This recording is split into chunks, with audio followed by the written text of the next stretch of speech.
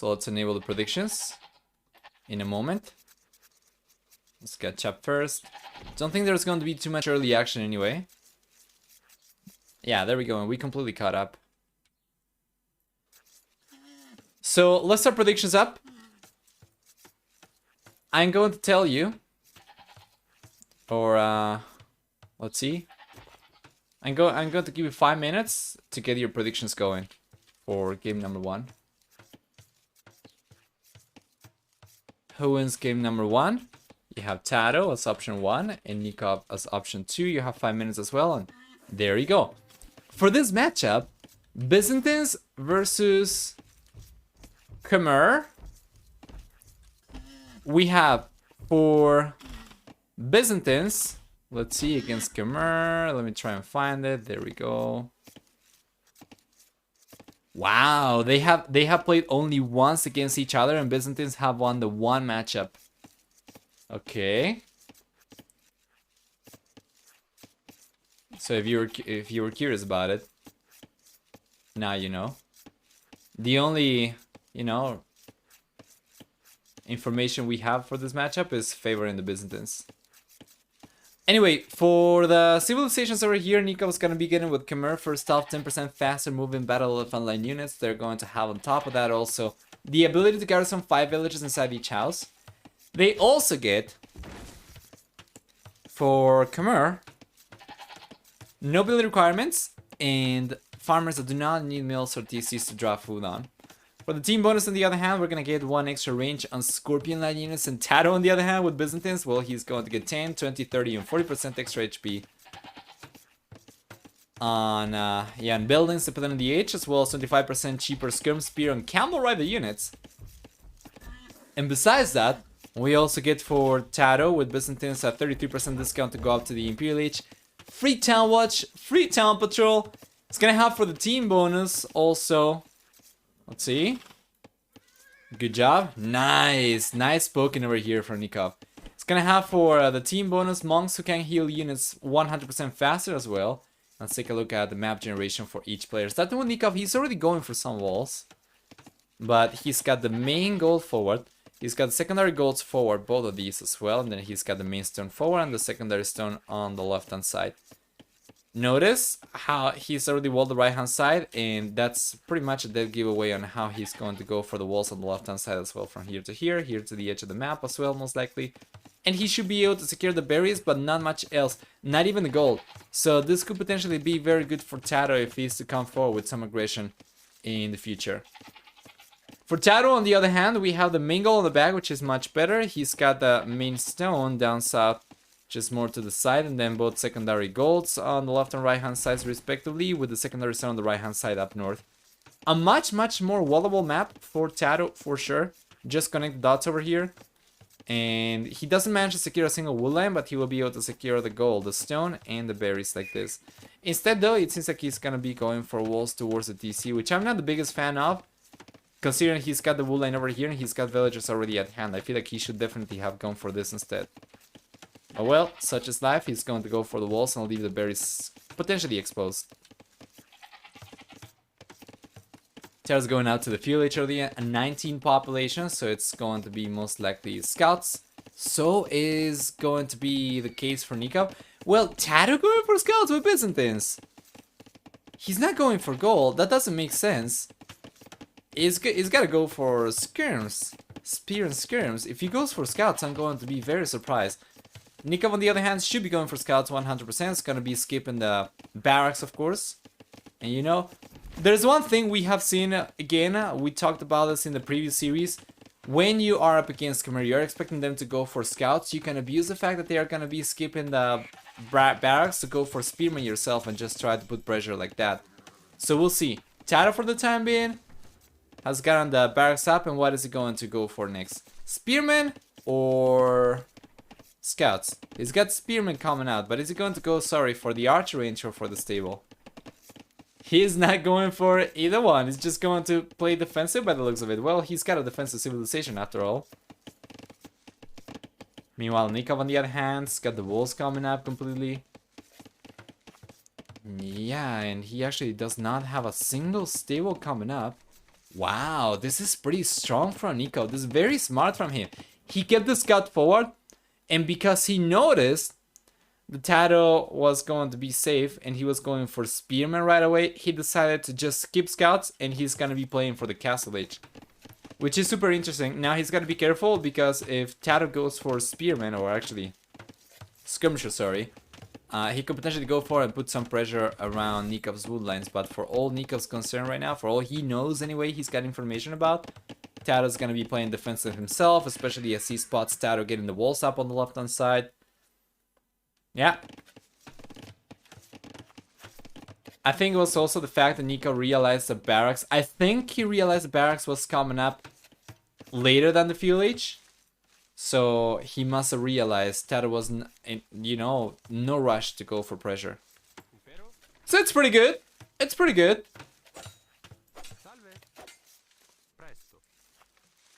Let's check this.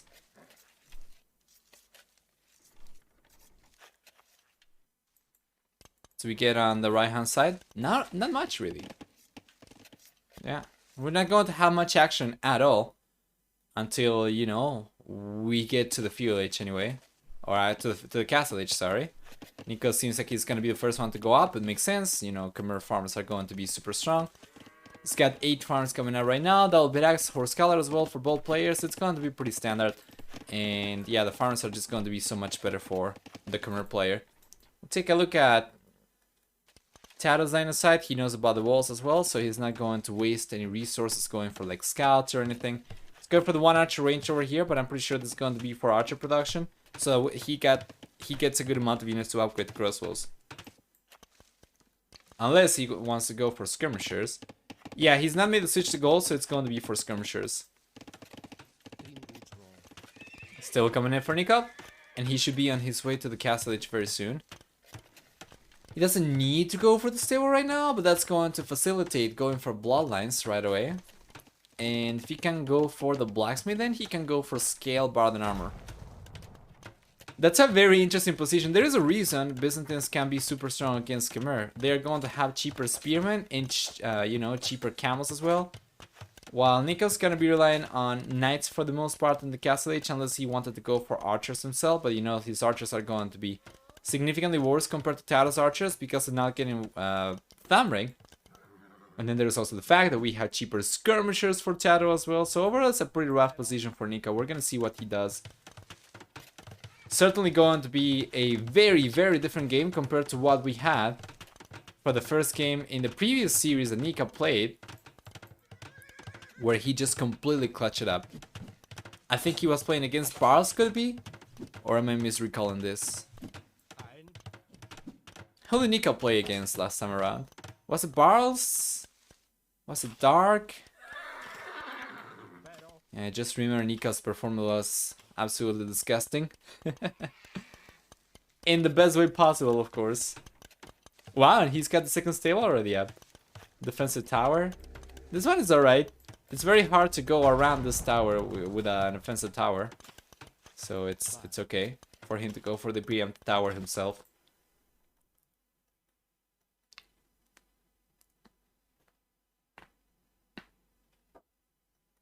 Castle Age on the way now for TaToH, but Nicov's going up significantly faster. If he can get a good amount of knights out and go forward and start putting some pressure up, then TaToH might not be able... Let's see. Yeah, then TaToH might not be able to hold on over here on time because it's going to be significantly longer until he gets to the Castle Age himself. Like, it's going to be a minute and 30 seconds of a head start for Nicov already to start spamming knights. Should be enough for him to get, you know, like 6 knights, potentially 4 of those forward already. If he's got the resources, he should definitely be in a pretty good spot. He's got forging right now, which is pretty good, but he doesn't have scale bard and armor. He doesn't have chain bard and armor. That means these knights are not going to be anywhere near as strong as they could be. Around DC specifically. Tight economy for Nicov, yeah. He cannot really go for too much. He's got 4 knights queued up, so he can go for 8+ farms. He can go for you know, with Khmer he can go for the extra knights. If he can queue 1 more up, that's going to already kind of maximize the lead. Yeah, he's got 4 out. By the time TaToH gets to the Castle Age, the Nicov's going to be already on 5 knights. Potentially, once again, 4 of these forward. For Siege Workshop or Front Siege Workshop coming out for Nicov. Good job. Probably could have been a little bit more aggressive, though. But he does need armor. Yeah. Especially if he's gonna try to raid around TCs. Like, you know, TaToH's got more villages than he can garrison inside the TCs, but they are still gonna be sitting underneath the TC. So if he cannot stick around TC for too long, then it's not going to be too good for him to have the knights anyway. Quick walls coming in for TaToH over here, and I think he's gonna be able to hold on just fine. So very good defense for TaToH overall. Nicov keeps on roaming around. It's unlikely he's gonna be able to break through at all. If he send the knights maybe over here and he tried to strike around this tile, right, and break through here, he might be able to come in, but even that's going to be kind of tricky because if TaToH realizes about it, he can send the villager over.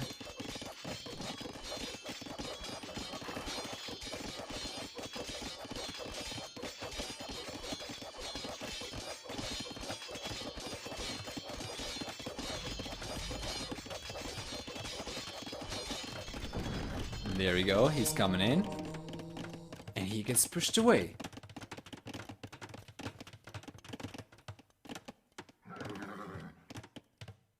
Lots of idle TC time for TaToH, yes. Going for camels right now. Husbandry, monks out as well. Was probably paying attention to the walls. You're looking for the husbandry? Yeah, Nicov doesn't really have it right now, so he didn't even need it, honestly. He was going to be fine without it. Oh, he's getting pushed back.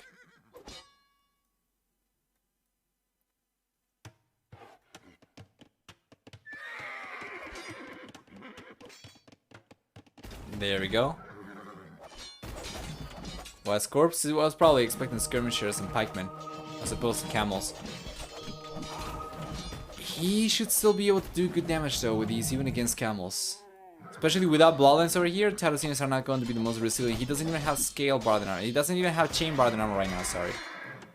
Yeah, so knights and scorpions are actually working really well over here for Nicov. Good job! He took all the skirmishers down. He ended up losing 1 scout, but he was able to take even a camel down over here. Pretty interesting. I like for Nicov to go for another Siege Workshop forward so that he doesn't have to wait so much for the reinforcements to hit. Or to come in and regroup. But yeah, it's not bad. It's only going to be bad until, you know, TaToH gets Magnus out, for which I would have liked for Nicov to go for a forward Siege Workshop and get us a Magnus out himself as well. Redemption on the way for TaToH.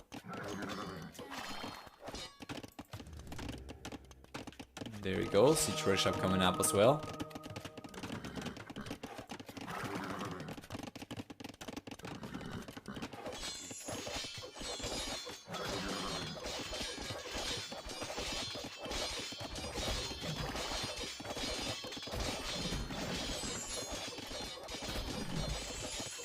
It's a lot of monks.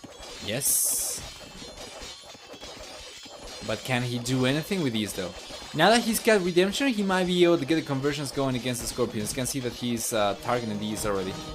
Alright. There he goes. He's got the all 4 Scorpions targeted. He's going to try to get it, but the Monk over here for Nicov is also going to try to get the conversion going over here. Let's see. The Knights are getting converted, so now Scorpions could potentially go down. Never mind. The nice counter conversion over here from Nicov. But still, it seems to me that he's going to end up losing 2 Scorpions probably. Only 1. Wow, good job. He's got 4 Scorpions still over here. He brought an extra one, so now he's putting so much pressure against TaToH. The villager count is significantly higher, or actually a little bit higher right now for Nicov, but the military count is so much higher for Nicov. And that's gonna be GG, guys. This equalizes, you know, the track record for both civilizations. So it's going to be 2 times that Byzantines have fought against Khmer so far in the tournament.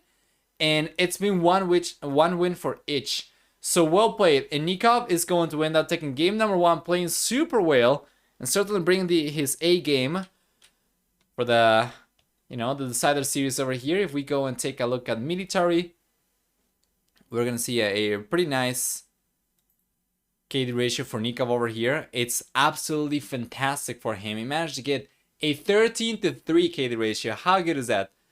We go and actually it's going to be a 10-3 KD ratio over here. Meanwhile, we take a look at the economy on the other hand. We're gonna have economy over here. We are going to have about 500 extra resources for Nicov. For technology, we get a faster castlage time for him as well, and for society on the other hand, well, it's going to be the same villager max count for both players, but in the end, TaToH ended up losing 3 villages. Nicov did not lose a single village himself. So good job. Really, really well played from Nicov. Let's go back and let's see what civilizations we have left. So, Byzantines over here going down to Khmer. That's going to leave TaToH on Mayans, Britons, as well as Indians, Saracens, and Japanese. Meanwhile, we have Vikings over here, Tatars, Sicilians, Vietnamese, and Ethiopians for Nicov. And wow! C-Deep, thank you so much for the resub! Very much appreciated. Coming in hot with 2 months as well. Thank you so much for the support and for the, you know, beginning of extended support as well. It's very much appreciated. Hope everything's going alright for you, and I'm going to see if I can find the other website that I was talking about earlier, because this is not the only stats website that we have available.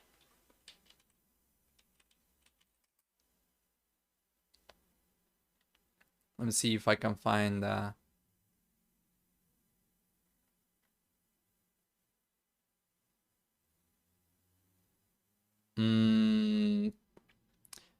there is a I'm going to show you this as soon as I can find it.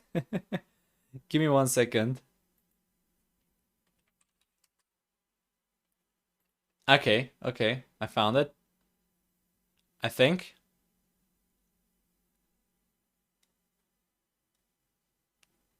Yes, let's take a look at this. I think you guys are going to love this. Don Dinardoni, you might recognize him as a member of the community, has actually put together an article over here on his website, dondinardoni.com. And he's actually gotten all the recs from the tournament so far. And he's processed the numbers to make a nice little graphic over here. Let's see if, okay, that's a little bit awkward. Can I just open this alone? Like this maybe? So we don't need to choose between full screen and a tiny window. Oh boy. Maybe here? No, maybe here. This gotta be it, right? Share URL. No, I just want to open this on another one. Well, it's kind of unfortunate because it's very tiny otherwise. Yeah, but there are some stats over here. Well, if I can figure out how to open this alone to make this full screen in the window browser, or in the browser window rather. Sorry, I'm going to show you, but yeah, we already have the second game coming up, so let's go for it right away, shall we?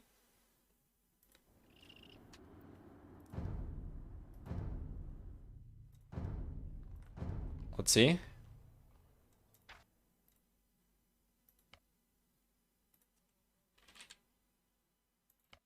There we go. Game number 2 is coming up. Let's go close predictions for game number 1.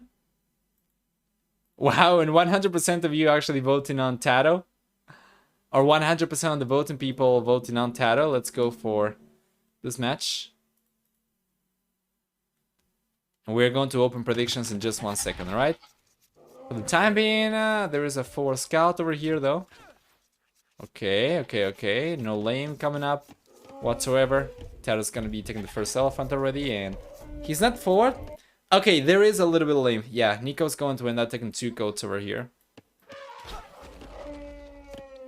Anyway, guys, what do we get over here then for both these players? Nicov with Vietnamese is going to have, first off, 20% extra HP on archer units. On top of that, we also get no wood cost on eco upgrades for Vietnamese, as well as free conscription, and they also know the starting location of enemy TCs. As for the team bonus, Vietnamese also will get access to the Imperial Skirmisher upgrade and the Imperial Skirmisher unit, of course, While TaToH, on the other hand, playing with Britons, is going to get 25% faster working Shepherds.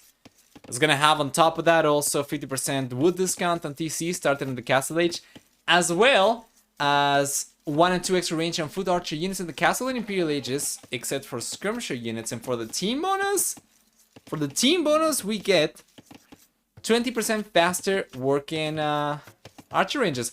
So I'm going to open predictions for game number 2, and I'm going to go and check. Let's see. I'm gonna go and check what the win rate is for this civilization matchup, alright? So just give me 1 second. And for Britons against Vietnamese, Britons actually have fought 2 times against Vietnamese and they have lost both times. So this is going to be the 3rd matchup between Britons and Vietnamese. And, well, chances are not looking pretty good for Britain so far. Especially with Nicov playing so well. It's going to be kind of rough for TaToH for sure. So yeah, once again guys, you have about 5 minutes to make your predictions. Let me go and take a look at the map generation real quick. Although we see players already going for the walls. Let's see still what the resources are looking like. So the main goal for Nicov's kind of forward. Over here. Then he's got both secondary goals on the left hand side. And he's got the main star on the back, which is going to be secure. And then the secondary star on the right hand side. Notice the walls he's going for, despite being close to the corner of the map. I certainly would have preferred for him to go for walls from here to here, and then he ends up securing this wall line. Instead, we are going to see these walls coming up, which are going to be a little bit easier to protect because he already has villages at hand taking wood from here. But yeah, you know, against an archery civilization, you certainly want to secure a wood if you are able to. So I would have preferred for him to go for the wood for the walls like this instead, you know. And then just send some villagers to berries over here so that he's got villagers at hand to potentially repair walls. The thing as well is that he could easily have gone also for houses over here if he was not confident in palisades. And even though houses got nerfed, they are still going to be strong enough for you to get a villager from here to here if you need to protect that part of the wall. TaToH's coming in with some militias. It's unlikely he'll be able to do any damage. With Nicov already getting the walls up, he's going to be fine. And let's take a look at TaToH's map generation then, before seeing if he's gonna be able to do anything with the militias forward. First off, the red player's got the main goal forward. He's got both secondary goals on the left and right hand sides, respectively forward as well. With the main star in the back, he should be able to protect this one, but the secondary stone is gonna be down south. If we take a look at the potential wall out, he's also kind of close to the corner of the map, so he could go for something like this. You know, and from here to the TC, it's going to be super hard for him to protect this goal anyway. But given the wall layout that he's gone for already and with the houses over here, it seems like he's probably going to try to go for something like this, which is going to be significantly harder to get up, right? He would still be able to secure a wood line though, which is pretty good.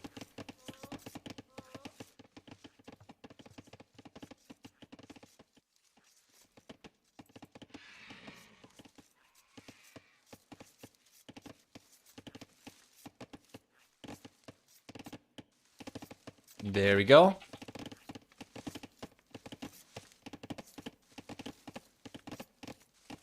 Yeah, few ages coming up for both players. A little bit sooner for Nicov, which is pretty good.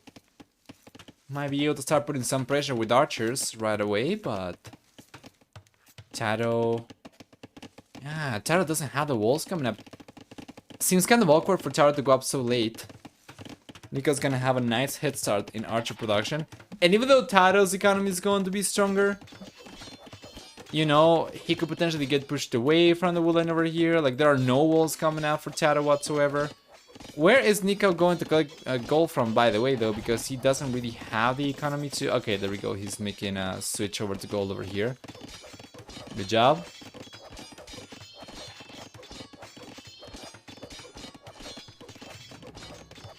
Archer range coming up right now for him as well.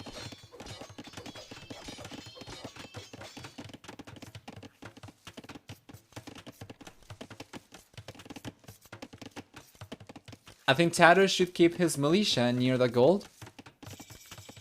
Yeah, I think so too. Let's take a look at the scout in front. He doesn't know where the rest of the resources are, so for all he knew, you know, Nicov might be with some inside gold, but yeah, he's coming in a little bit too late, unfortunately.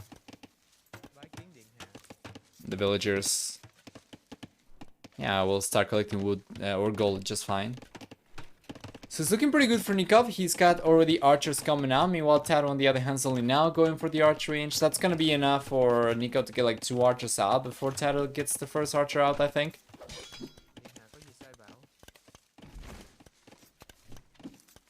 Well, that is Nicov keeps on queuing the units. Okay, there you go.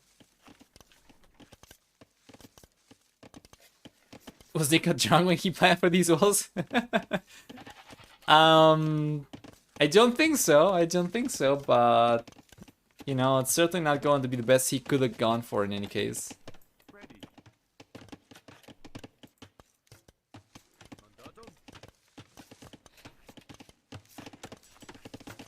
Blacksmith coming in for Nicov.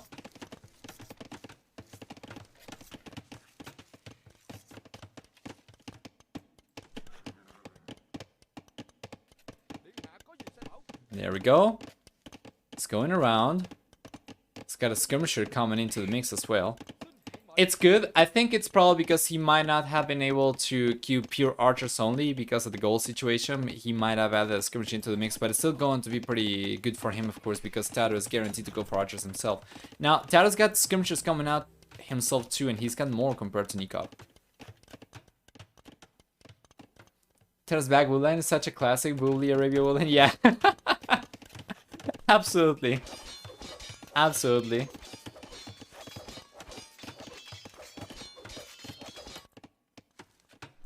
It's never night in AoE, so why are the town center's lights always on? Yeah, but are they on though? You know, it can be night in AoE. It's actually available in the scenario editor. But yeah, are these on actually?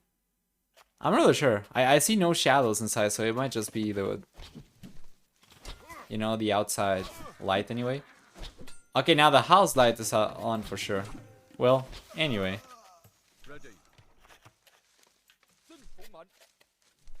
I'm not really sure. It doesn't make sense either, because if this was light from the sun would have to be coming from the north, but you can see because of the shadow it's coming actually from the southeast.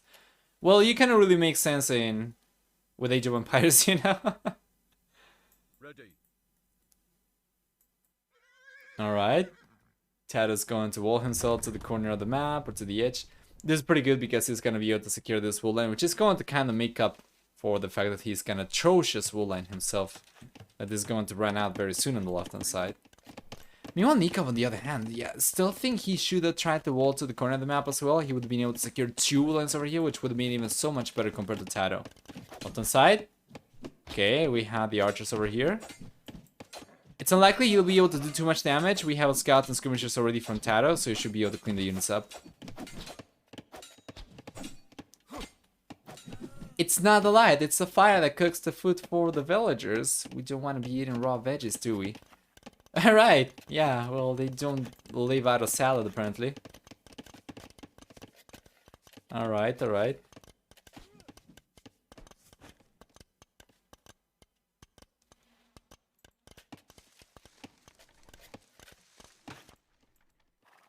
Castle Age is on the way for both players. Not a whole lot of field action, although TaToH's gonna be left on a slightly stronger amount of units, or a slightly larger amount of army left. 11-7. Guys, tomorrow, by the way, we are going to have you know, a best of 7 already. Just gonna be pretty exciting, for sure. Tomorrow on Sunday as well, I think it's going to be best of 7. No. Actually, tomorrow we are going to have the first round of quarterfinals, if I'm not mistaken. And then, so on Sunday, right? Still though, villager going down over here. That is pretty good for Nicov. He managed to sneak in with a few extra units. Where is this open? Oh, it's open over here on the left-hand side. That's very unfortunate that TaToH didn't realize. So, tomorrow's the first 2 quarterfinals. Okay, so it is a best of 7. Right, then Sunday next 2. Okay, so tomorrow we start with the best of 7 stage already. The playoffs. That's gonna be pretty nice.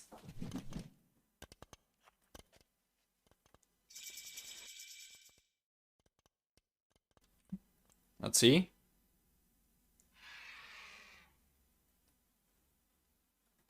Vodkinaro, elite skirmisher on the way for Nicov. Has got, for the most part, skirmishers, only 3 archers. Meanwhile, TaToH, on the other hand, has got, for the most part, archers. Going for crossman upgrade and Vodkinaro himself. This should be better for Nicov if he is able to hold on against the scout, and he's gonna be able to just fine. Yeah, it's only 4 seconds away from the elite skirmisher upgrade, so of course that's going to make these units significantly stronger as well, so they are going to hold on much better against scouts. Good job! And he's taking all the archers down, and take a look at the Castle Age ballistics over here, pre-university ballistics from Nicov. Taking the majority of the archers down. Now TaToH's got knights for sure. What is Nicov going to go for next? He's got skirmishers and archers coming out. Alright. So far, KOTD better for Nicov. He's been the only player able to get villagers down so far, and TaToH. TaToH's been struggling this series, this full series, with his TC actually. He's gotten 1 minute and 16 seconds of the TC time so far, while Nicov on the other hand, you know, looking significantly stronger. So not only does he have a stronger economy because he was able to get villagers down, but also because of TaToH's idle TC time. As a matter of fact, Nicov's going for wheelbarrow right now. It's probably going to be able to get the upgrade and still remain at a comparable villager count, which is so much better for him. Even still stay ahead, I think.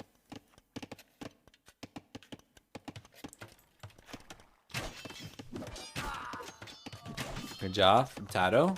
Nicov's going to build. This wouldn't have happened had Nicov tried to wall towards the edge of the map or to the corner over here. Left hand side, some crosses over here. Nicov is under a lot of pressure. TaToH's coming in with the siege workshop. He's got a beautiful siege workshop over here, in between both secondary goals from Nicov, so he can start putting a lot of pressure. Very, very good. If Nicov is unable to stabilize the situation over here very soon, he's gonna be out of wood completely. Which is why I was saying, you're up against an archery civilization. You should be going for walls that allow you to secure wood lines. Defensive siege workshop coming in for Nicov. This is a disaster, man. Despite, you know, wheelbarrow and still having 2 extra villagers, Nikov's current worker efficiency is so much lower compared to TaToH. The TaToH's economy is actually significantly more effective at this point. Yeah, Nicov cannot even go for more farms because he had to queue an emergency manual. Can watch Jordan set live because it's too late in my time zone. What time is it going to be on your time zone? What is your time zone? Sea deep.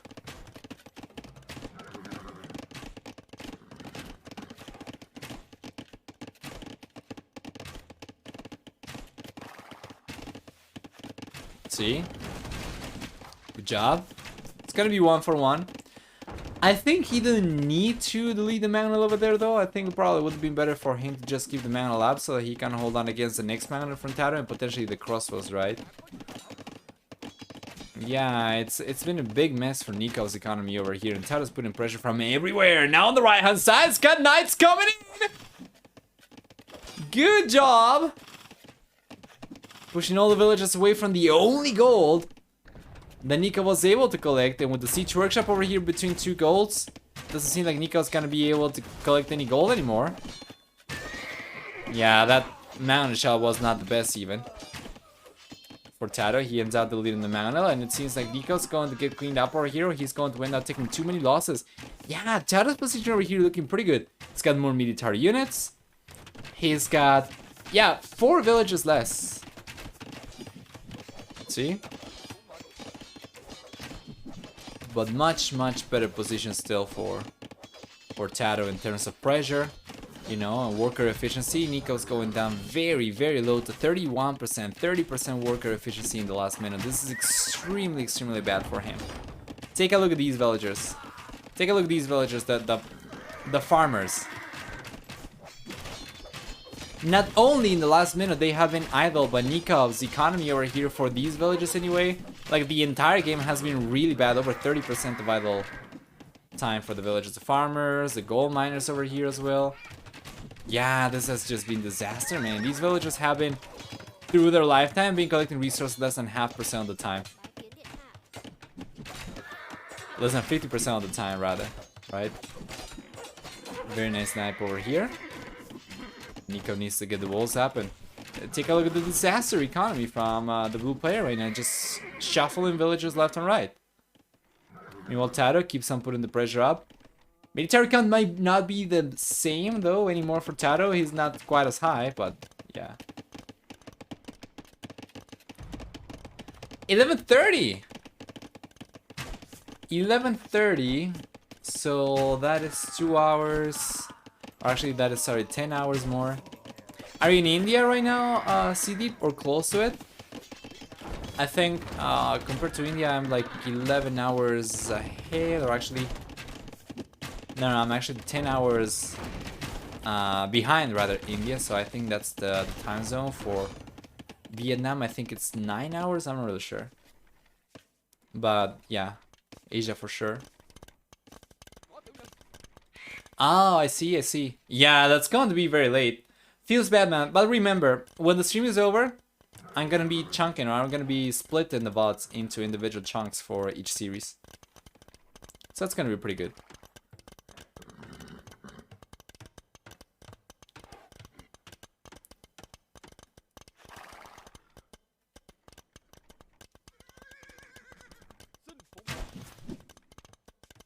There we go.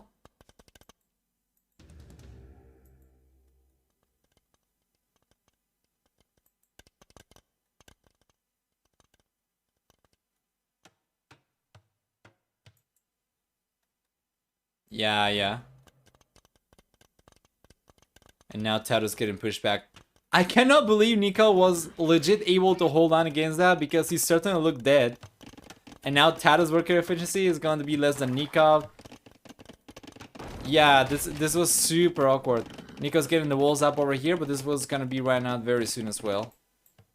None of that would have happened, like none of that would have happened if Nicov had gone for the walls to the edge of the map over here. Still going to stand by my suggestion for wallouts.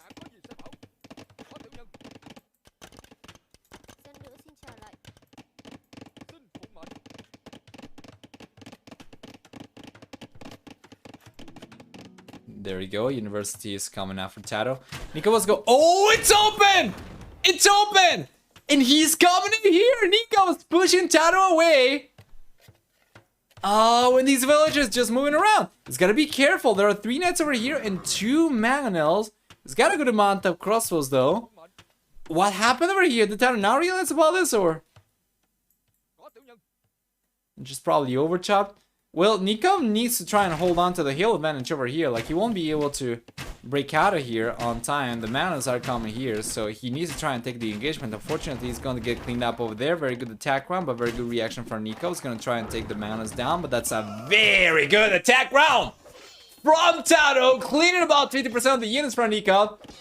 The rest of these going down to the knights. Good job. There you are. Hey Mel, how are you doing, mate? Hope everything's going alright. A little bit of a counter raid over here for TaToH. He's got only 3 knights. Nicov, I think, should be able to hold on with the PCs and crosses over here. He's gonna be fine.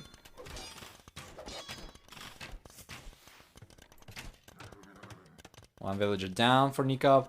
Plus behind the villager count a little bit further. Yeah, and of course it was a matter of time until he overchopped. Left hand side. Second group of units coming in for Nicov, but TaToH already has skirmishers and knights over here, so Nicov, it seems like he's going to end up getting cleaned up, or at the very least pushed away. There we go. Kind of lurking, but had to comment on that. Yeah. Of course.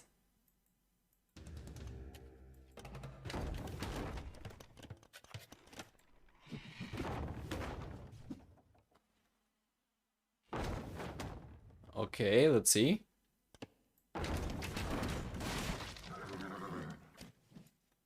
One for 0 in favor of Nicov for the mangonel. TaToH's economy should still be significantly stronger on paper. Not only does he have 20% extra villagers, but also he's got a much stronger efficiency percentage in the last minute. I'm gonna go and take a look at the total resources collected very soon as the game stabilizes. Very nice attack over here from Nicov. Good job. Attacked and kept on moving away. But yeah, let's see. For economy, so far TaToH's been able to collect about 3,600 extra resources compared to Nicov. Where are the extra resources, you might ask? Well, he's got a bunch of extra villagers, he's got a bunch of extra farms, and he's got a bunch of extra units. So even though economy might not look that much stronger for TaToH right now in like current resources, he did spend the extra resources to put himself in a much stronger position compared to Nicov. Nicov on the other hand is going for the second TC on the right hand side, and yeah, TaToH should be able to come in right now. He's got 3 manels. Nicov's got stone walls coming up. Seems like he's just giving up on the villagers over here, trying to get the quick walls up. Oh, he was gonna be able to get it actually, but the manels were still gonna be able to take the villagers down anyway. So he's going to bail on these, and he'll end up taking yeah, 5 losses. Oh, that's still open, by the way. So yeah, let's see. Good amount of crosses. That's gonna be 1 for 0 in favor of TaToH. 1 for 1. 2 for 1. Favor of TaToH. Well, the amount is going down to the knights over here. That's going to be 3 for 1 so far in favor of TaToH. And he's got 2 mana still left. Some knights over here to push the crossbows underneath the TC as well. This should be GG. I think we are getting very, very close to the GG point. On the right hand side, we have some skirmishes over here from TaToH as well. He was even able to get some villagers down from Nicov, who was not paying attention by the looks of it. So yeah, right now, population overall significantly stronger for TaToH. So guys, this is going to be the first time Britons fight against Vietnamese in the tournament where Britons actually come out on top. So far, they have fought 2 times, and both times have gone in favor of Vietnamese. Actually, the Britons have the 0% win rate against Vietnamese. That's going to change right now. It's going to go up to 33%, and there we go. Nicov calls the GG. Well played. Let's go and take a look at the achievements super quick. Then for military, we have a close to 3 to 2 KD ratio for TaToH. We have an army high of 31 to 30 for TaToH as well. And for the economy, a much stronger economy for TaToH, collecting 4,000 and close to 600 extra resources. The castle time, slightly faster compared to Nicov, but a much later fuel age time. His economy was stronger from the get-go. If we take a look at the split graph over here, you're going to see the villager count was significantly higher for TaToH until, you know, he started getting an idle TC and he started getting pushed back. But going out to the fuel age, it was better for him. After the castle age, yeah, all the pressure was fantastic for him to get ahead in economy as well. 67 to 54 villagers max count for TaToH and Nicov respectively. In the end, TaToH ends up losing only 5 villagers, while Nicov ended up losing 31 villagers this game so far. Let's go back. Closer predictions. And cross the civilizations out. There we go, Vietnamese and Britons. This one went in favor of Mr. TaToH, who had 13% of bets. So, yeah, good job on whoever bet on him. Let's see. I'm going to the bathroom real quick, and I'm going to be right back. Then I'm going to see if I can make the stats work. All right, see you in just 1 second.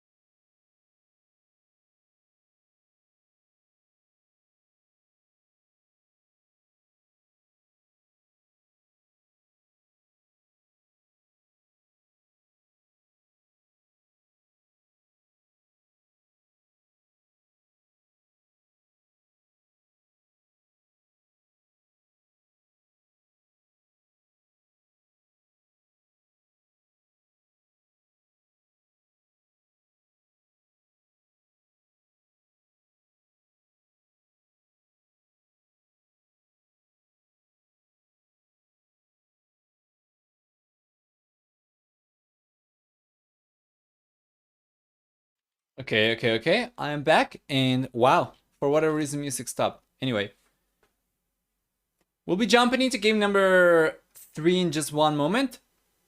So far, it's 1-1, of course. Let me see if they already have the third lobby or the third game going on.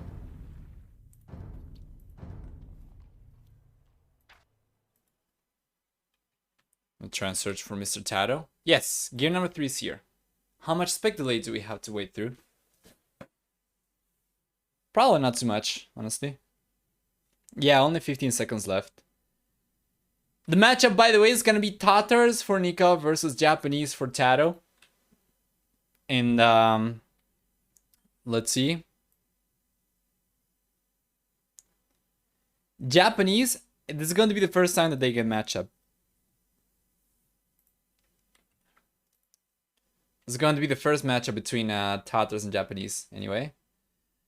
And welcome everyone to game number 3 in the series between Nicov and TaToH.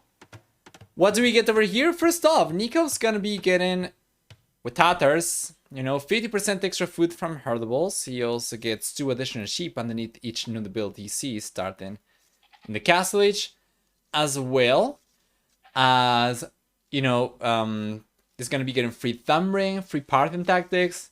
With Tatars, he also gets 25% additional bonus damage against enemy units when fighting from higher elevation. And then on top of that, we are going to get for the team bonus 2 extra line of sight on cavalry archer line units.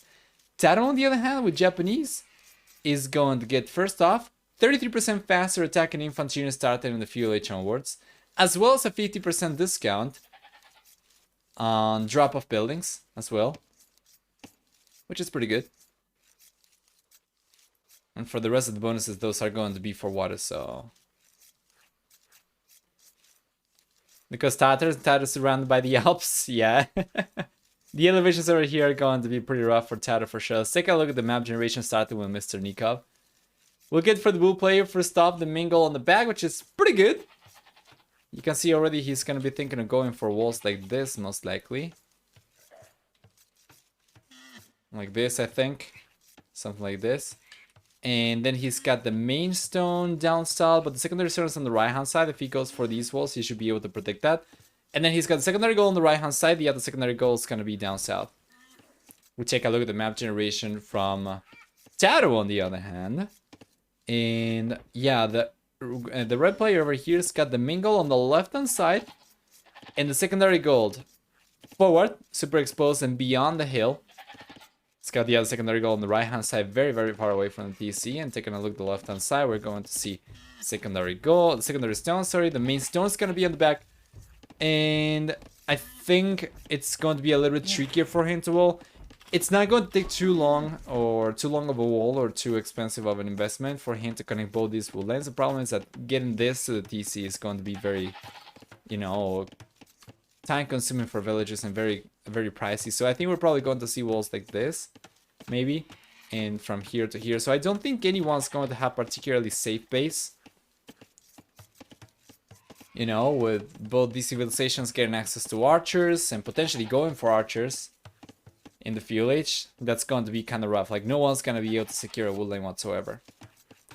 Unless Nico's super greedy and tries to go for a wall to the edge of the map or to the corner over here on the left-hand side, but I don't think we're going to see that.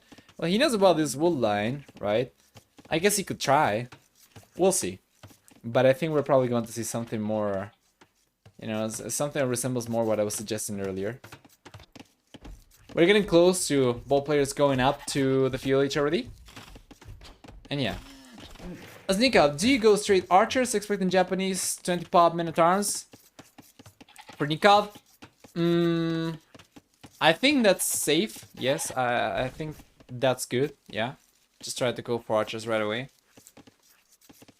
He's going to need some quick walls around the resources individually, like this. Good job.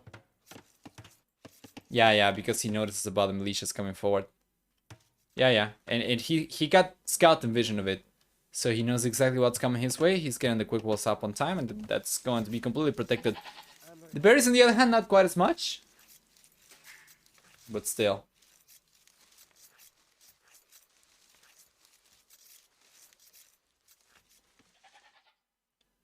Why not just wall to the map edge on both sides there? It's very far away. Oh, are you talking about this? Getting walls like this? Yeah, he's going for it now. Yeah, that's better. There we go. Quick walls coming up around the berries. Yeah, Nico's gonna be fine. So the thing is, TaToH is going to end up wasting resources if he's gonna do anything with these. Especially as he's got only 2 and 1 already got chunked for half HP by a lion, I think. Or whatever. Yeah, it doesn't seem like he'll be able to do too much with these, and you know, it's only going to be strong starting in the Fuel Age. In the Dark Age, these are just standard militias.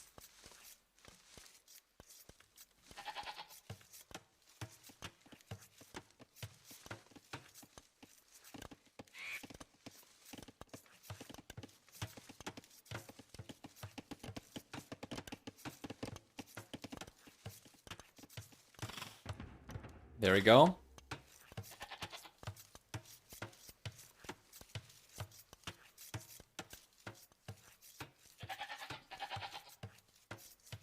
Yeah, it's unlikely he'll be able to do anything with these. Meanwhile, Nicov on the other hand is already making a switch to gold. He should be able to go for archers right away. If he wanted to go for Minotaurs, of course, he would have gotten the barracks up as he clicked up to the Fuel Age, not afterwards. Wait! Did he not wall to the edge of the map? I thought he did! Dude, what? Why? Yeah, just go for the wall to the edge of the map. Take a look at just how clumsy these walls are. Jeez. But, well, he's gonna be safe for the time being anyway. You know what? Leaving this open, actually, if TaToH is actually okay. Hold on. Okay, yeah. Leaving this open, if TaToH ends up just coming over here and trying to sneak, you know, behind this, could potentially allow him to get the quick walls up on time over here and potentially, you know, trap the units, I guess. So it could be just a bait. Who knows?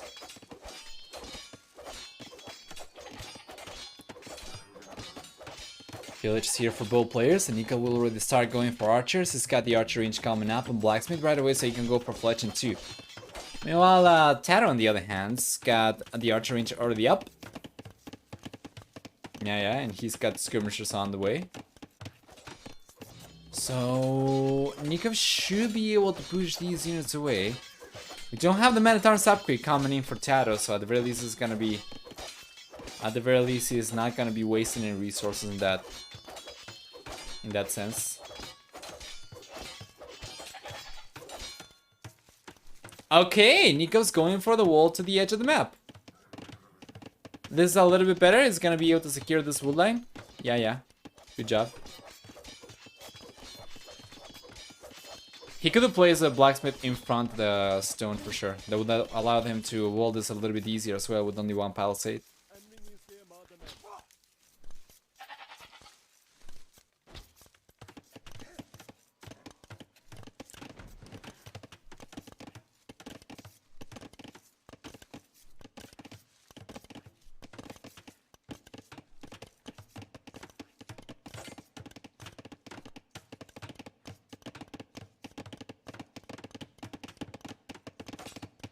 There you go. Yeah, the militias got pushed away. It's got only 1 left, very low HP, and now some units coming in from TaToH. Nicov should be able to defend just fine over here. He's got a good amount of archers. When he realizes about the skirmishers, he can make a switch to skirmishers himself as well, but for the time being, it's gonna be fine. Especially on the left-hand side where he's gonna... Oh my god. Okay, he's going for the walls like this, but it's still going to be good enough for him to secure the wood line, rather. So yeah, as long as he does not let these skirmishers roam around freely, like go around here and sneak through the back, potentially push the gold miners or the lumberjacks away, you know, Nicov should be fine. The moment he realizes about the skirmishers, and he can react. What is he going to go for? Well, he's got fletching already. TaToH's got fletching. He's going for padded archer armor right now to take less damage from the archers. But yeah, Nicov cannot take this engagement. He's got a bail. And he's gonna go for skirmishers himself. Or scouts. Wow, he's fighting with the villagers. Interesting. That is a lot of, you know, walking time for these villagers. Check that out. Last minute. A lot of moving. Not a lot of working. Yeah, and that is actually a lot of idle villager time that, you know, TaToH's getting away with, rather, or he's getting out of Nicov's villagers.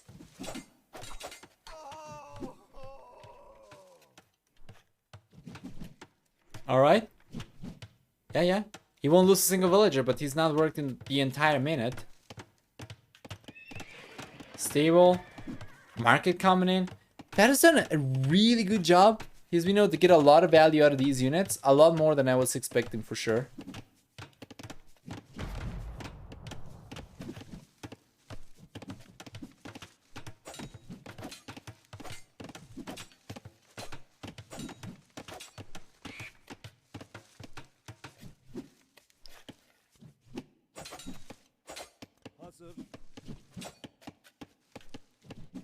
There you go.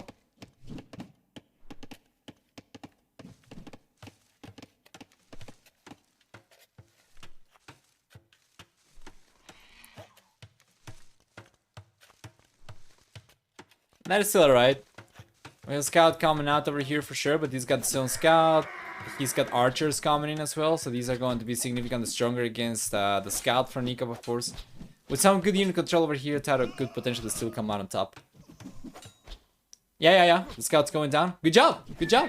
And now he can keep on putting the pressure up. And Nicov will manage to close the wall up over here, but I do not know if he's 100% walled still because the hill can be so tricky. It seems like he is. So now TaToH's roaming around. Nicov's got a few seconds over here to try and get the walls up to the edge of the map. Or get some defenses up. Both players getting very close from having enough resources to go up to the castle age. For buildings, they are both already on archer ranges and blacksmiths, so it's only a matter of resources. There's another scout coming out. 2 scouts over here. That's going to be a lot better for Nicov. There are only 2 archers over here. And he's going right after the archers. Good job. And he's going to try to go after the other archer next. So, yeah. Now the skirmishers won't be able to do too much on their own. And the scouts should be able to clean the units up over here. Still though, TaToH's already on his way to the castle age. Nikov's gonna be going out to the castle age himself as well, but we already have like 35-second head start for TaToH. Yeah, 36-second head start for TaToH even. And he's gone for the walls already himself. He should be just fine. The only problem could potentially be the scouts for Nicov just nicking in, but I think he's got only 1 left, so that's not a huge, you know, army to threat TaToH's economy with. Actually, he's got 2, but this one is very low HP, so he's just gonna be using this one to scout. Anyway, if he was able to sneak in over here, might be able to get a villager down or 2, but he will need more units. Right now, with all the defensive units we have from TaToH, about 6 archers over here. I definitely need more than 1 scout only for Nicov. It seems like it's going to be just defensive play for the blue player until he gets to the castle age. And can start going for crossbows. Oh, 3rd archer range coming in for Nicov! TaToH, on the other hand, how many archer ranges is he on? He's on 3 archer ranges himself too.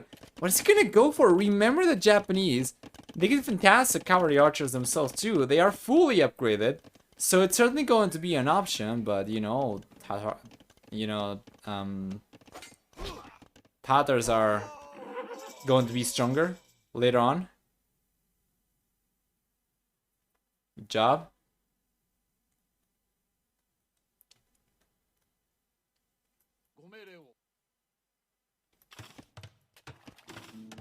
University coming out for TaToH right now as well.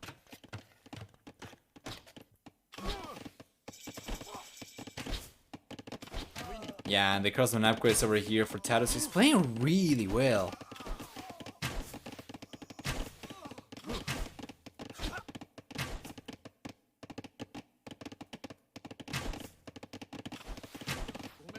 There you are. Yeah, these archers should get cleaned up, and it seems like they will.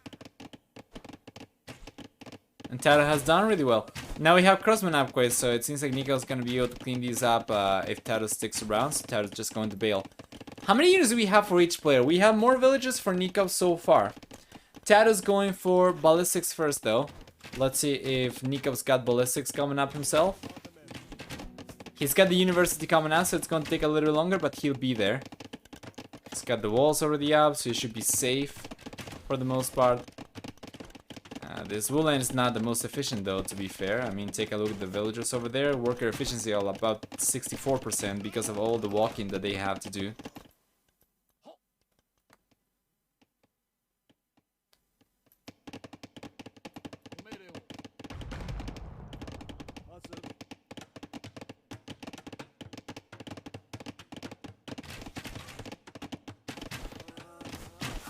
There we go.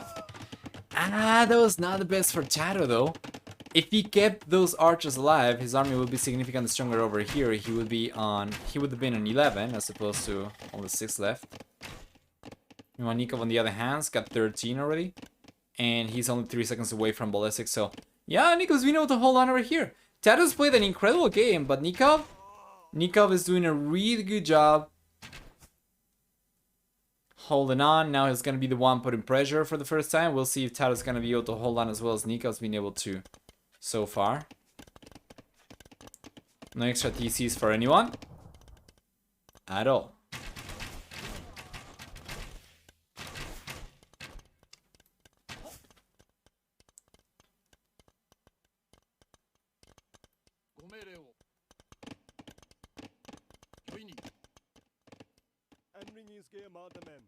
Alright, Nico's on the left hand side. And TaToH's going back.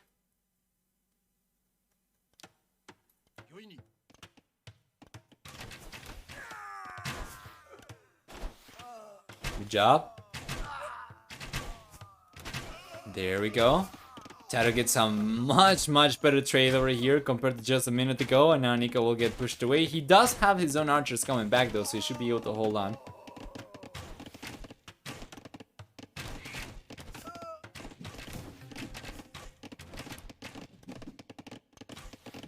There you are.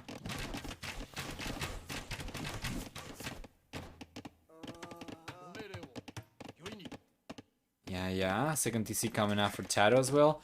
Well, in this position I want to see Nicov try to put more pressure up, because he was the one, you know, with triple archer ranges over here, second to 1 TC only, no stone whatsoever. I definitely would like to see him ramp up military production for sure. With the mounted coming out, he's going to be in a much better spot against skirmishers. If he can keep the crossbows and the mountains, you know, close together, it's going to be significantly better. If he's got them separated like this, then the mountain is not going to be doing nearly as much damage on its own. Well, we'll see. He's taking advantage though, the elevation over here bonus for TaToH, so he's taking these skirmishers down despite having crossbows only to play with, and now TaToH's trying to pull the crossbows away from the hill. TaToH's paying attention though, and so is Nicov. And the engagement goes in favor of Nicov, in my opinion. Yeah, significantly better for the blue player. Regardless though, it seems like we're gonna see a cavalry switch. So Nicov's got scale bar than armor coming up. How many stables does he have though? He's got 1 stable and he's going for the second one. TaToH on the other hand is going for scale bar than armor himself, and he's gonna be adding some knights into the mix most likely. Good man on a shot. Yeah, we have the second stable coming up for TaToH, so it's going to be nice for both players. They are just mirroring each other. It's amazing. So crossbows and now a switch to knights. For TaToH is very important because the mountains over here are going to be much harder to take down with skirmishers compared to other units such as knights. But yeah, Nicov's already getting a good amount of units up. I don't know if even knights are going to suffice against these. Was he finding the second TC coming up for Nicov right now, so it's going to be catching up in villager production potential compared to TaToH, but so far villager count's already a little bit higher for Nicov in any case.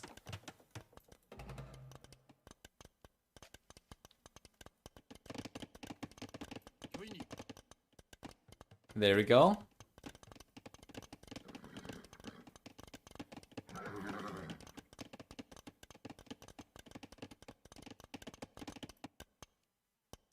Wow, TaToH's got some 4 villages.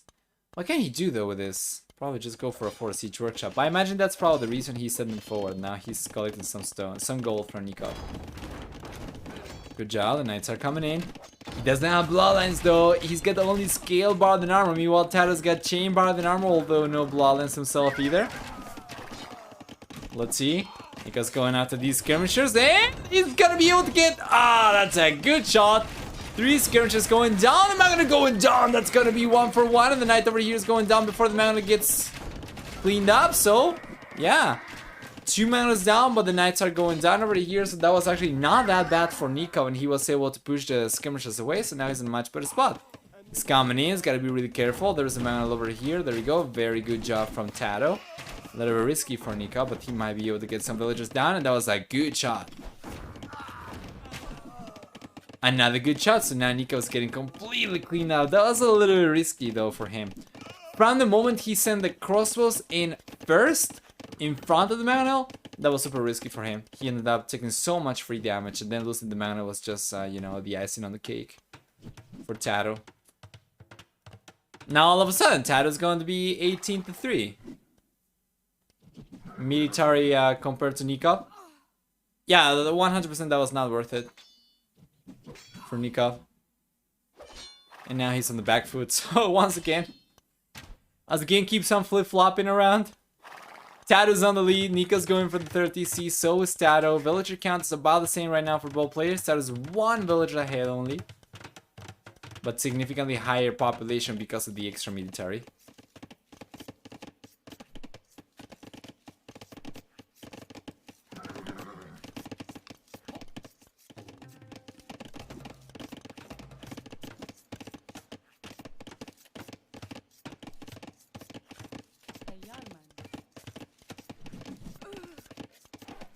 There we are.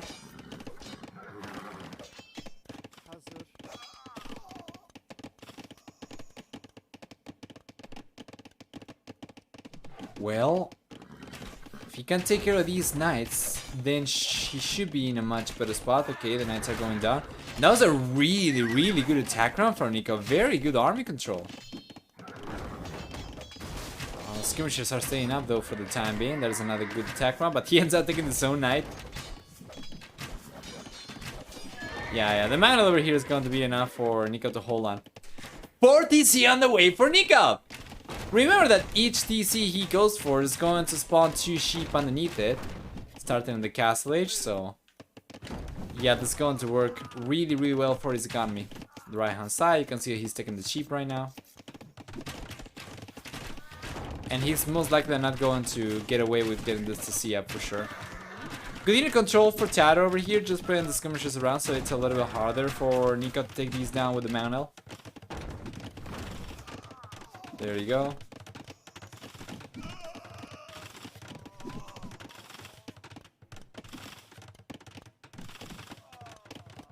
There we are, but yeah.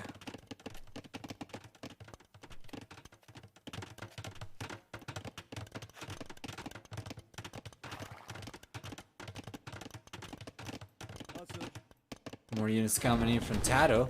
The second wave, it's coming in stronger. 2 Magnas over here, a good amount of knights. And TaToH is producing like there is no tomorrow, guys. It's got all 3 archer ranges producing full time. Meanwhile, he's got also knights coming out, while Nicov on the other hand is going to be prioritizing military production. Or sorry, villager production, as you can see. He's got all 4 TCs producing villagers. Yeah, and that was a very, very smart over here from Nicov as well. Very big brain play over here to just go out and take the reinforcements. If he goes and fights against the bulk of TaToH's army, then it will be significantly stronger for TaToH, of course, by the minute because of the reinforcements coming in. But Nicov's going to cut that short right away. And all he's got to do is he's got to react to this. He's got the Magna over here. If he can hold on against this, then he can take out the reinforcements with his main army. So villager count might be a little bit higher for Nicov right now, even though he's got a little bit of either villager time. Military count significantly higher for TaToH, but not quite as much as it used to be before. Like the lead is proportionally speaking not quite as big. The knights though are doing a lot of damage over here. And these skirmishers and the archers, they are staying up, and the Magna is going down before Nicov can get the repair going. Uh-oh, starting to get out of hand for the blue player a little bit. Doesn't seem like he's even going to be able to hold on against the reinforcements even. We have a bunch of skirmishers from TaToH over here. There we go. And no worries. Nicov might have been housed, but TaToH is going to solve that. He got a bunch of villages down over here, so now Nicov can keep on producing more units. He's got 16 villages so far, TaToH, this game. Yeah, TaToH to the rescue. You know, out with the old, in with the new, make room for the young. Just getting the elders down. Scorpion's coming out. Yeah, it's got a magnet coming out right now as well. It's pretty good for TaToH. Wow, Nico's going to call the GG over there right away. TaToH was certainly in a much better spot. He had these units over here denying a lot of the food economy. He had these units over here denying a lot as well. And yeah, much stronger economy as well. He was going to be the first one to go up to the Imperial Age, surprisingly enough. And now TaToH is going to be up 2-1 against Nicov. Now Nicov feels kind of awkward to me how he was going for full economy over here under so much pressure when he was already struggling against TaToH's units. Let's go and take a look at the achievements. If Nicov wants to come back into the series, he needs to clutch it up and get 2 wins back to back once again. While TaToH, on the other hand, needs to win 1 out of 2, so it's going to be a very similar position to what we had before between Villas and Doubt. If we take a look at military, we see a, you know, better KD for TaToH in the end, close to 11 to 10. Army high of 42 to 26 for TaToH and Nicov respectively, and for economy, a much stronger economy with over 5,000 extra resources for TaToH, so unfortunately, you know, there are only good players left at this stage already of the tournament. There are going to be 4 players playing tomorrow, 4 players playing on Sunday, so that's 8 players in the quarterfinal stages, of course, of the knockoff stage, or the playoff rather. And yeah, you know, 4 of the players today are going to be going home. That means we have 12 players at the beginning. We are going to have 8 only left. And the 12 top players are going to be super, super strong for sure. After TaToH versus Nicov, the next series coming up are going to be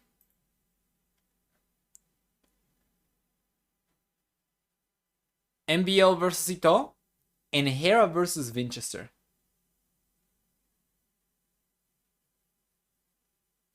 TaToH was picking Nicov apart with raids. Yeah, I agree.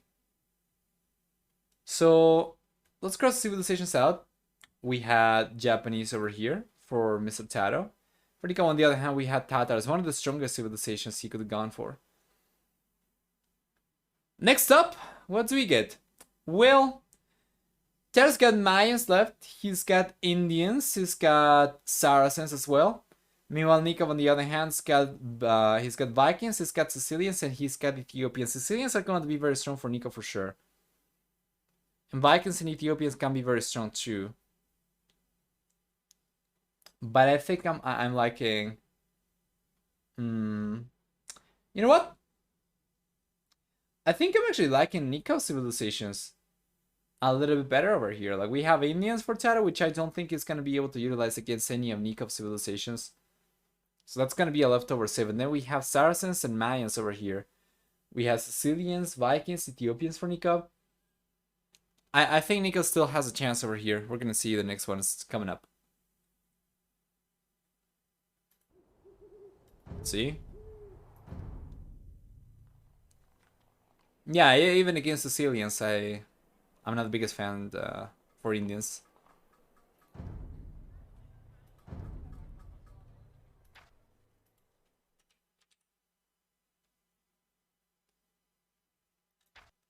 It's not here just yet. They have a lobby though, so we just need to wait.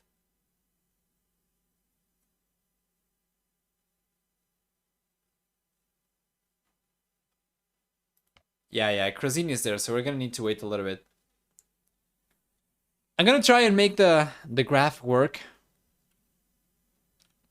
over here, hopefully. I'll be able to.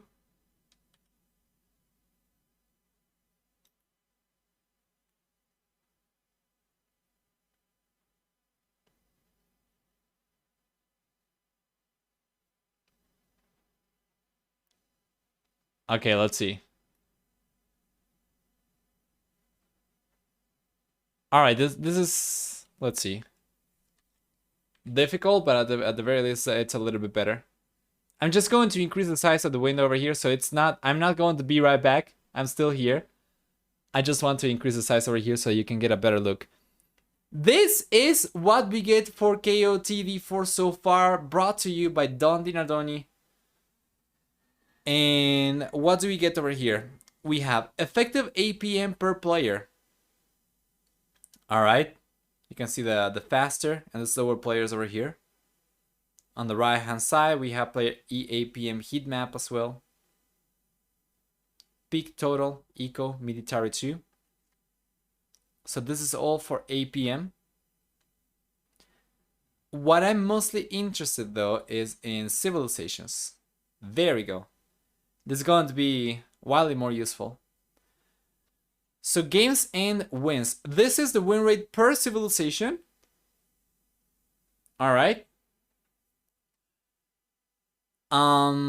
So you can see the civilizations with the highest win rates have been, the civilizations with 1 game each. Aztecs actually have had 4 games and they have won all 4 games, so it's no wonder they are getting banned so much. You can see also the amount of archer, camel rider, cavalry archer, defense elephant, and infantry civilizations over here by civilization type, and the total amount of games and the win rate for each. So infantry civilizations have actually been doing pretty well overall over here, but I imagine that's probably because of Aztecs. Teutons and Aztecs, right?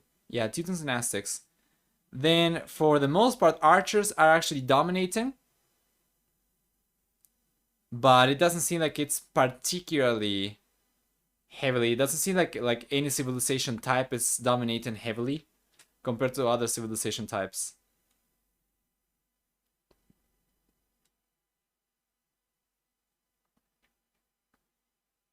There we go. Civilization, games, you know, wins and losses. Percentage over here. Nice. Pretty good stuff overall. If you want to get access to this, I'm going to share the link right now in the chat. Let me close the prediction as well. Oh, I actually never opened it. Dude, I just need to, I need a mod or something because it's too much for me to keep up with, apparently. Yeah, let's open predictions up for game number 4. Let's go into win game number 4. You have 5 minutes and the game is going to start in just a moment. Yeah, let's go back.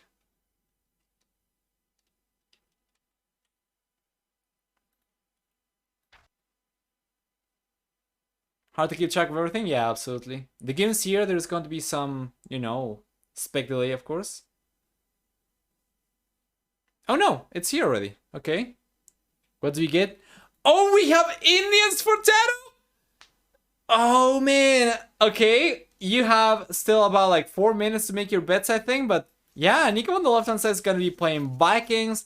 TaToH on the right hand side is going to be playing Indians. Now, I'll go and check to see if Indians already have a, you know, if there's any information in regards to this matchup. Indians against Vikings. This is going to be the first time they are playing against Vikings, actually. This is the first time Indians are playing against Vikings. Okay. Anyway, yeah, I'm liking Vikings better over here. Let's talk about the civilization bonus first. Starting with Nicov over here, his civilization is going to provide him with free wheelbarrow and free handcart. On top of that, we're also going to have for Vikings 33, what? No. They get, 20% extra HP on infantry starting in the fuel age, and then the rest of the bonuses are going to be for water, so it's mostly eco upgrades and whatnot. Taking a look at TaToH on the other hand, on the right hand side, we have over here for Indians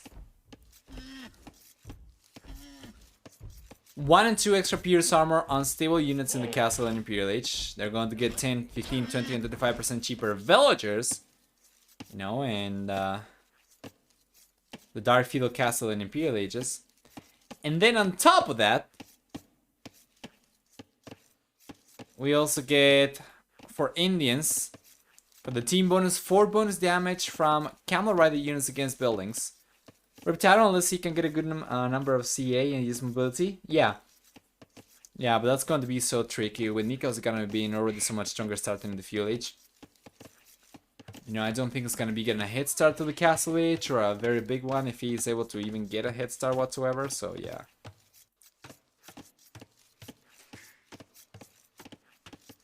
Let's take a look at the map generation then, starting with Mr. Nicov. What do we get over here? We have the main gold forward for Nicov and both secondary golds on the left hand side, with the main stone forward and the secondary stone down to the east.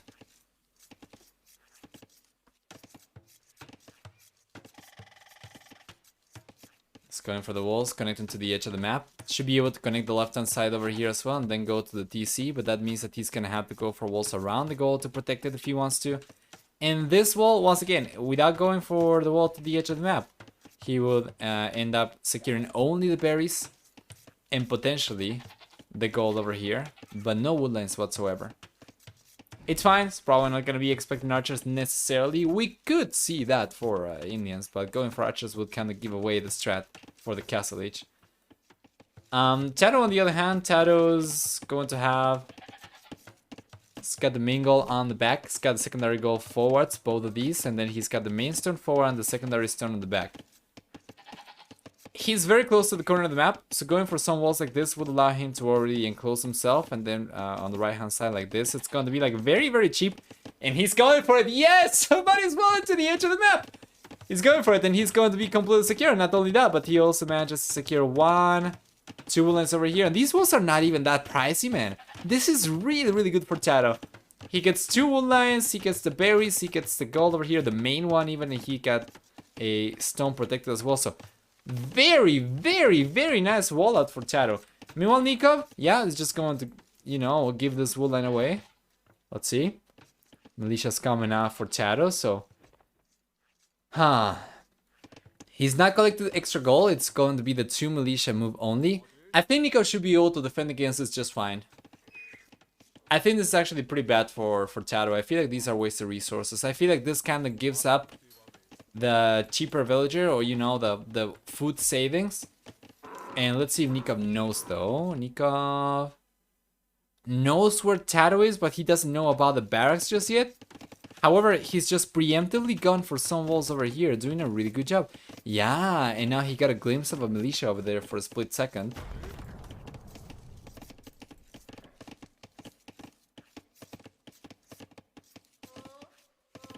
Overall, yep.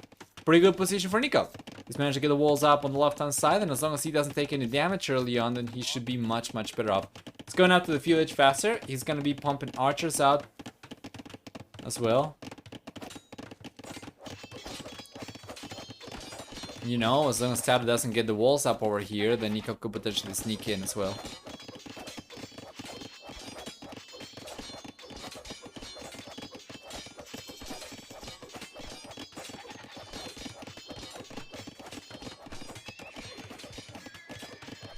There we are, Stable's coming after Nicov. Stable! Interesting. Scouts from Vikings. I've been a bit disconnected from competitive AoE, but I feel like Nicov has taken his game up. Oh, Melandros, man, you have to watch. You know, the first series of the group stage from Nicov, that was just absolutely amazing. Actually, not sorry, the second series, so... The round 2, the group stage from Nicov, that was just incredible, man. What an amazing performance for Nicov. And I was certainly hoping he was going to be able to keep his game up, you know, to bring his A game for this series as well. And he's not been playing bad, don't get me wrong, but it's just not being quite as good as what we saw earlier. Anyway. Oh, he's trapped! But, oh, he trapped his villager with a scout! What is that? He's going to trap the scout, but...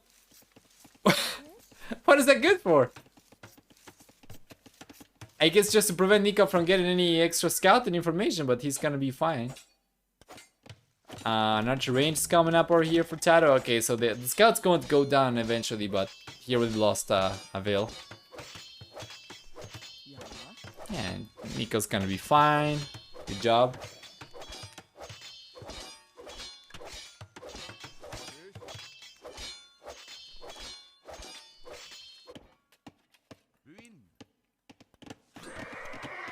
There you go. Nice. Got the spearman over here. Good job. Takes the scout down right away. Could have just waited for archers, honestly, but that was going to delay his push, I guess. Military count significantly higher for TaToH. In terms of absolute numbers, it's not that much higher. It's only 4 extra units, so 5 to 1. Relatively speaking, of course, he's got 6 to 1 right now. Significantly stronger military, but... or army count, rather, but... still, probably not going to make much of a difference at all.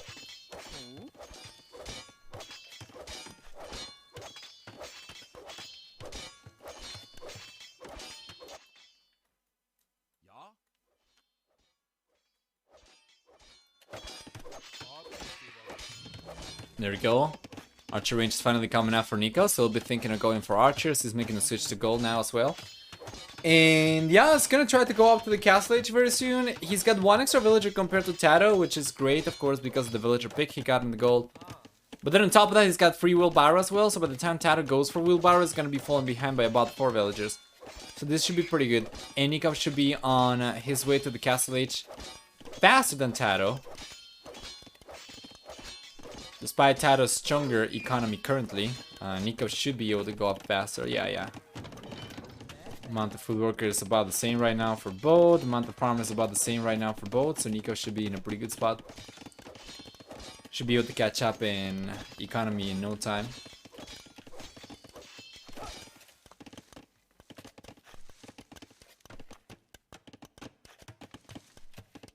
All the Pikachus in the chat. Well, guys, I'm certainly hoping that bettings for game number 4 were a little bit more even. I'm very curious as to what we're going to get here. Once again, remember, there was no previous matchup between Indians and Vikings. In the tournament, anyway.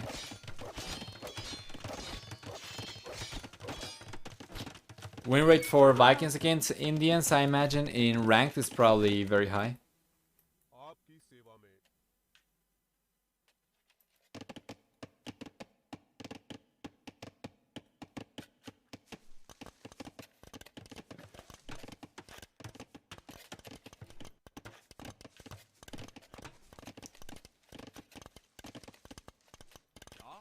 There we go, archers coming in from Nicov already. He's going up to the castle age, a little bit faster compared to TaToH. TaToH hasn't gone for wheelbarrow himself, so that means Nicov's economy is going to be significantly stronger. Like, extraordinarily strong economy over here for Nicov compared to TaToH. Much, much better. Same amount of food workers, of course, wheelbarrow makes a big difference. And here comes TaToH with the militias once again. He's got some spearmen coming forward. Yeah, it's very unlikely he'll be able to do much of anything. Meanwhile, Nicov doesn't really have too many units over here, though. He's got only 2 archers, so he needs to keep on sending more. He's got the 3rd archer, but the 3rd archer is actually inside the archer range. It's very interesting because it seems to me that Nicov's trying to get some scouting information before he actually sets his mind to a specific unit type. Because he could easily have been going for more archers, and he would have been in a much, much better position for military. He would have been in a good amount of units to upgrade the crossbows already. But in being cautious over here, then he's going to give TaToH a lot of time to get ahead himself. But TaToH is not really going for much of anything himself. He's got only 1 archery range production of archers. He's going to be coming forward with some crossbows. Yeah, we had extra stables coming up over here, so it seems like Nicov's gonna be going for... Alright.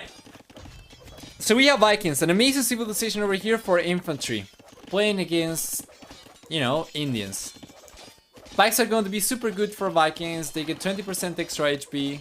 You get a castle lab, you get chieftains. That's even stronger for pikemen, for berserks right now. Of course, right? They get fantastic crossbows. They might not have thumb ring anymore, but they are still pretty good.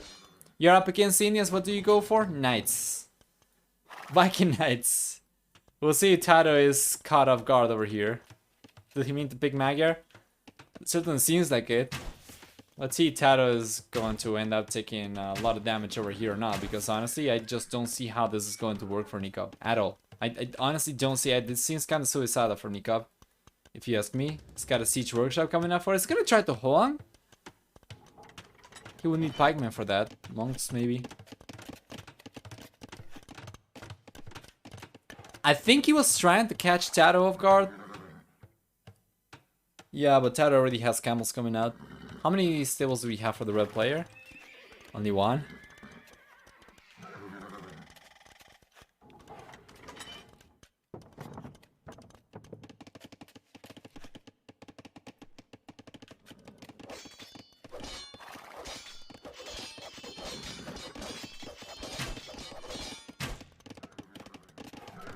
Good job.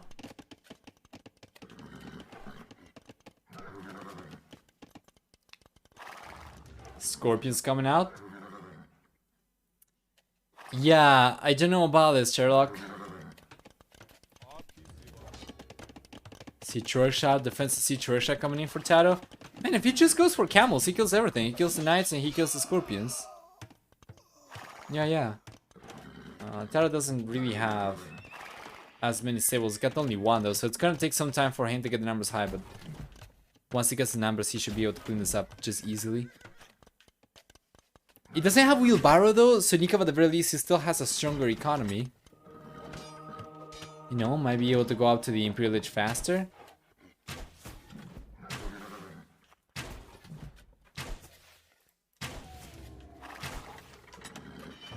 Good job. Villagers, yeah, not gonna be able to get the Siege Workshop up whatsoever. Just got a little bit of extra HP so that he could keep the foundation up, and now with the Magna he should be able to finish it finally. But the camels are coming out, the Scorpion is going down to the crossbows, and the villagers going down as well. What was that unit control from Nicov? Magna's going down to, how many camels? We have 6 camels over here, we have a lot of knights, so he cannot take the engagement just yet, but he's got a monk over here, and Nicov's going to get pushed back. I really don't understand this.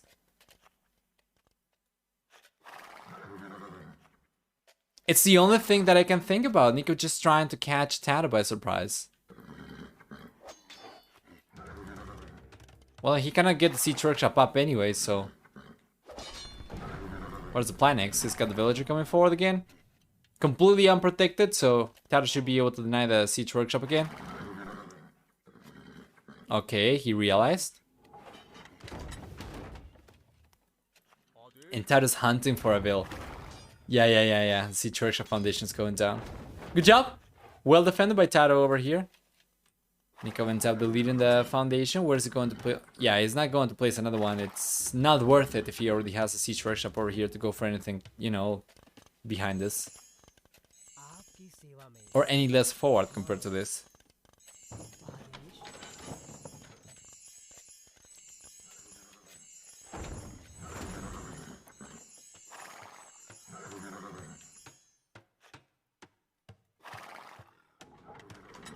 There we go. 17 knights is going for chain bar than armor. Talk about commitment. He's got 14 farmers as well.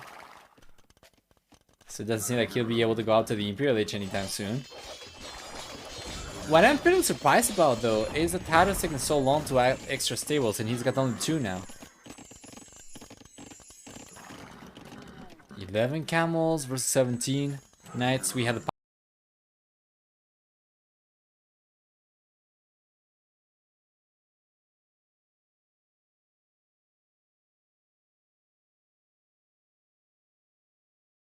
counter both these unit types, but he would need the numbers, and right now I don't think he's got enough archer ranges to go for it.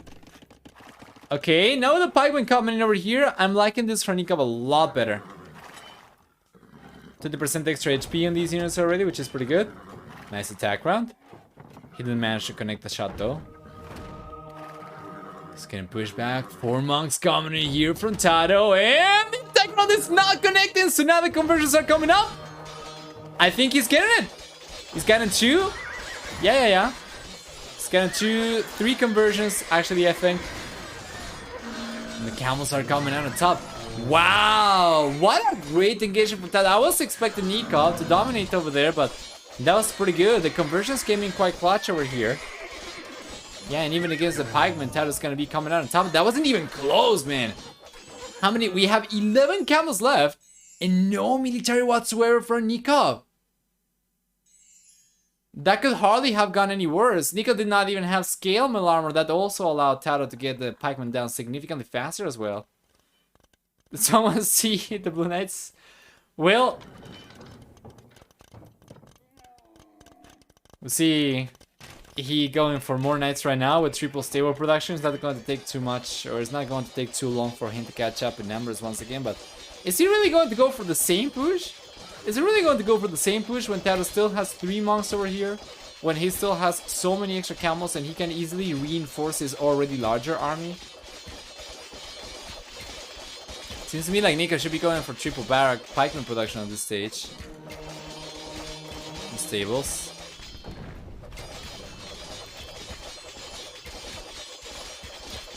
Let's see cavalry archers coming out right now for TaToH. Yeah, and this is what I was saying just a minute ago. He's gonna counter bold knights and pikemen with cavalry archers. It was only a matter of getting the numbers up, and now he's got triple archer range. Sorry, so yeah. What does he do? What does Nicov do now?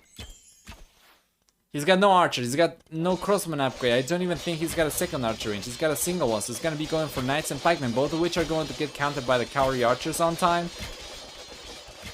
Yeah, and now he's going for scaled mill armament, but it's too late.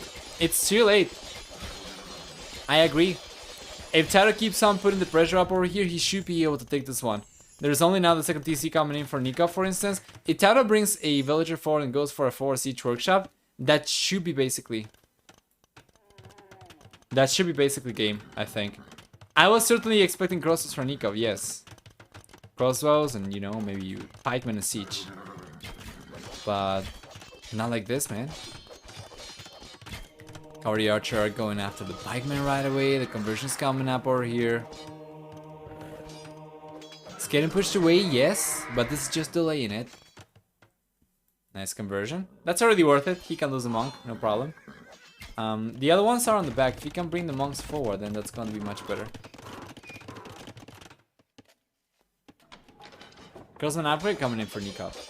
Okay, so he's going to make a switch to archers. And he's got 2 additional archer ranges, so it's going to be 4. Oh, 3 additional archer ranges coming in, so it's going to be 4 archer ranges. Meanwhile, TaToH is going for the second TC. This is getting a lot more interesting. TaToH is going for cavalry archers, and he's had a head start in production, so he's already on 17. Nicov, on the other hand, is going to be producing crossbows, but he's got quadruple archer range production potential. So on paper, Nicov might be able to get a good amount of crosses, but is that going to be enough? I personally don't think so. I do like to see it though. I think it's, you know, probably the only thing he can do at this point.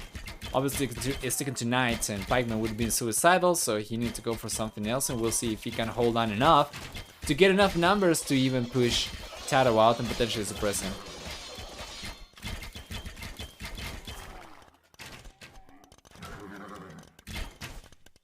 TaToH's units though should be stronger still.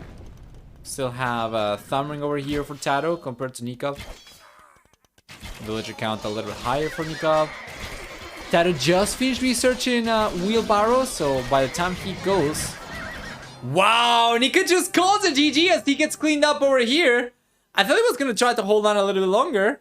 But no, he just calls a GG over there. He says, good luck, next. GG, good luck, next. So, yeah, that's gonna be TaToH moving on to the playoff. While Nicov, well, struggled in game number 4 over here. Honestly, I liked his civilization better than TaToH's. But, you know, the weird mind game plays over here Nicov went for, I'm pretty sure that was probably what he went for, mind games. It just did not work out. Let's go and take a look at the achievements real quick. For military, then, we are going to have better than 7-to-6 KD ratio for TaToH. With a much larger army high count over here of 42 to 27, and for economy, a slightly stronger economy for TaToH, which is fairly surprising given he was up against Vikings, of course. Faster uptimes though for Nicov, and for society, in the end, very few losses, only 2 losses over here for Nicov, and TaToH ended up losing only 1 villager, 70 to 65 villagers max for